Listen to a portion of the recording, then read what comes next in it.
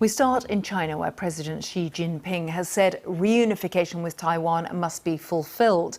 His comments come at a time of heightened military tension in the region. They also come a day before Taiwan, which China views as a breakaway province, celebrates its National Day. Mr. Xi added that unification should be achieved peacefully, but he didn't rule out the potential use of force to achieve that goal. In response, Taiwan has said its future rests in the hands of its own people. Here's a little of what President Xi had to say. Unification is the hope of all Chinese people. If China can be unified, all Chinese will enjoy a happy life. If China can't unify, everyone will suffer. So what are we to make of his remarks? Well, our correspondent John Sudworth is in Taipei.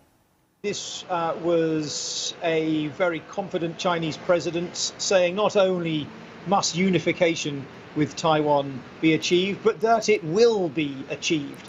Underlining this idea of the sort of inevitability behind this process. Now, of course, it's important to say this is the kind of thing we've heard from the Chinese leadership many, many times before. I think it's coming under more scrutiny at the moment because of the context. First of all, as you mentioned, these comments come around a couple of significant anniversaries. China recently celebrating its National Day, Taiwan's National Day tomorrow, but also China upping the tension with these military sorties that it's been flying into the Taiwanese air defense identification zone, act seen as deeply provocative by Taiwan and its allies. And of course, a lot of that is kind of business as usual, linked to these sorts of anniversaries where we see an uptick in rhetoric. But there's something bigger behind all this as well, and that is a sense that possibly the political and strategic balance is shifting as well. The politics, because of course Taiwan and China in many ways have never been further apart, China growing increasingly authoritarian, Taiwan today a modern, vibrant democracy,